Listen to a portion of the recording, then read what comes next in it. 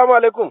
Amin wa alaikum salam. Masu kallon mu kuna tare da Alhaji Kabiru Yahaya Classic kai tsaye ɗan majalisa wanda ke wakiltar zaɓu ko kuma ƙananan hukumomin Anka da Talatan Mafara a ƙarƙashin tutar jam'iyyar PDP kuma a majalisar wakilai ta tarayya. Honorable kana tare da mu? Ina jin ka. Kana tare da al'ummar jihar Zamfara kai tsaye a tashar gidan talabijin ta yanar gizo ta Thunder Blowers. Muna yi maka fata alheri da kuma barka da shigowa. To ina godiya kwarai. Wannan tirka-tirkar da ake yi ta dambalwar canjin shekar mai daraja wannan jihar Zamfara.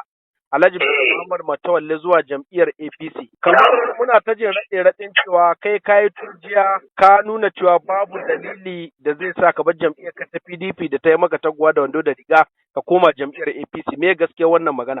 Lallai gaskiya ne. To honorable me dalilin ka na rashin barin jam'iyyar PDP? Na farko dai kaga kai ka sani ba bakon jihar Zamfara bane kai. Kwarai kuwa.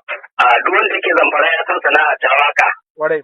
To cikin ikon Allah bayan na cika shekara 40. Na'am. Sai muka ba shi yiwuwa daga Jos ko kuma Gombe ko wata jiha da ban sani ba. Na'am. Wani mutum ya zauna ya rubuto wane ya mallaki ban son wane.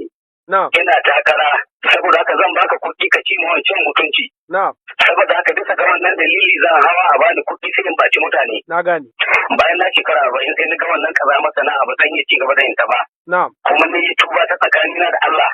Na'am. Kuma cikin iyawa kai ce Allah ya sa kuma ni nasara akan wannan kujera da nake bisa yanzu. Na'am. To idan za mu duba za ka ga kenan insha Allah Allah ya karbi tuba ta. Kwarai ku. To kuma yanzu sai a kama ni da lahin kariya ko yaudara. To ba kuma hukuma ga waka ta ba? Gaskiya. To na tuntuɓi lauyoyi. Na'am. Akan misali idan mutum zai canza shekara daga wannan zuwa nan. Na'am. Sai na rubuta ni Kabiru Yahaya Classic zan bar PDP zuwa APC bisa ga dalili kaza. Na'am. Wataƙila PDP ta cutar da ni. Na'am. Ko kuma ta yi ma abu da ba daidai ba wanda kan iya sa in bata in kuma wani wuri. Na'am. To don Allah in yi haka na yi mata adalci. Ba kai ba. Mutane da yawa abin da suka kallo na kamar kaskantacce can da lokacin da yana waka. Kwarai ku. Amma al'ummar PDP sun kaga a'a kai yana iya zama wani abu. Bari a jawo mutumin ga a jarraba shi ko Allah na sa a dace. Na'am. Kuma cikin ina Allah an ka dace ne zama ɗan majalisa. Na'am. To menene tambar wanda zan yi mutunci in bata yanzu?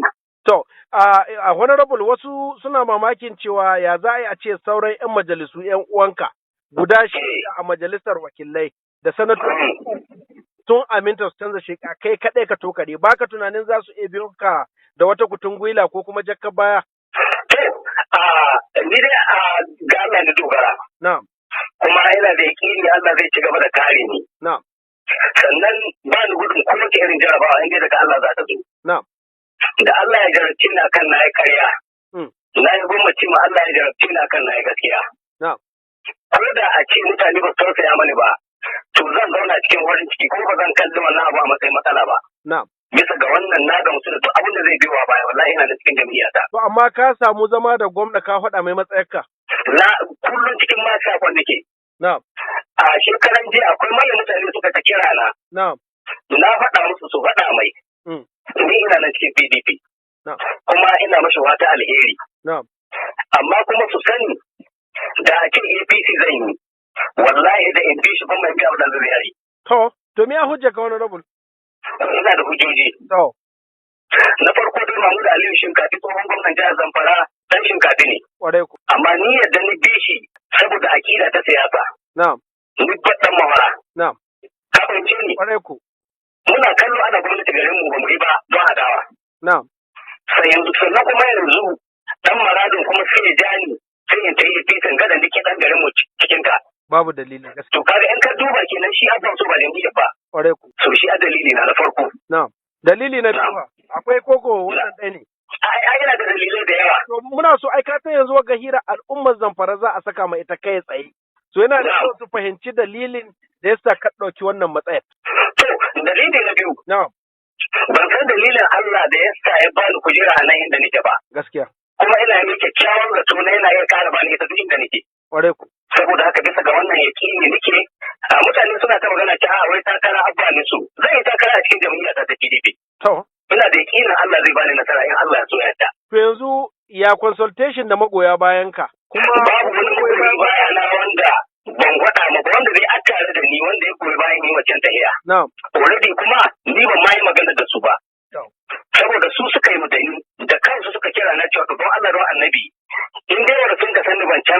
Na'am. To Allah mai yarda da duk hukuncin da Allah ya mutu a cikin jam'iyyar mu. Shikenan ku. Insha Allah. To yanzu me yake kiran ka ga masoyanka da magoya bayanka?